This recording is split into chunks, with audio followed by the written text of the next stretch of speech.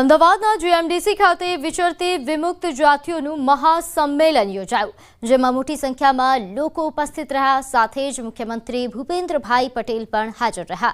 કાર્યક્રમ દરમિયાન મુખ્યમંત્રી ભૂપેન્દ્ર પટેલે સંબોધન કર્યું. તેમણે સરકારી યોજનાઓથી લોકોને માહિતગાર કર્યા. સાથે જ યોજનાઓ થકી તમામ વર્ગના લોકોને જે ફાયદો મળ્યો તે વિશે જણાવ્યું. સરકારી યોજનાઓ થકી સમાજ કેવી રીતે આગળ આવ્યું છે તે પણ જણાવ્યું. આગળ વધવા માટેની તમારી ધગશ છે અને એ ધગશને માન્ય વડાપ્રધાન શ્રી હર હંમેશ કહે છે કે જેને કોઈ પૂછતુંય ના હોય એને માન્ય વડાપ્રધાન શ્રી પૂજે છે.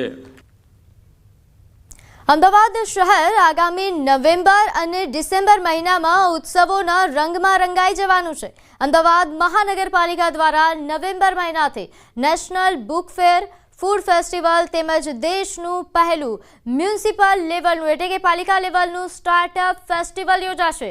તો ડિસેમ્બર માસમાં કાંકરિયા કાર્નિવલ, ફ્લાવર શો તેમજ શોપિંગ ફેસ્ટિવલ પણ યોજાશે. આવનારા 2 મહિના અમદાવાદીઓ માટે અમદાવાદ મ્યુનિસિપલ કોર્પોરેશને વિશેષ આયોજન કર્યું છે.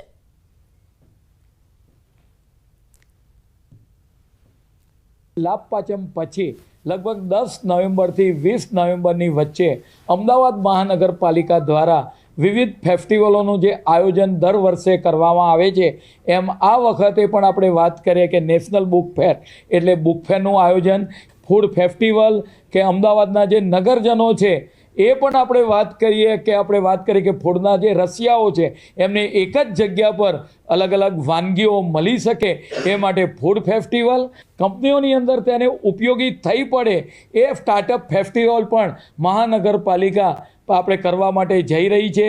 પરિણામે લગભગ 3 કરોડના ખર્ચે સમગ્ર અમદાવાદને આપણે વાત કરીએ કે દિવાળીના તહેવારો દરમિયાન નવું રૂપ આપવામાં આવશે અને રોશનીથી સમગ્ર શહેરને શણગારવામાં આવશે, જેની અંદર ઓવરબ્રિજો, અંડરબ્રિજો, નદીના ઉપરના આવેલા તમામ બ્રિજો, સર્કલો આ તમામને રોશનીથી શણગારવામાં આવશે. સમાચારોમાં હાલ બસ આટલું જ. આપ જોતા રહો ન્યૂઝ 18 ગુજરાતી. નમસ્કાર.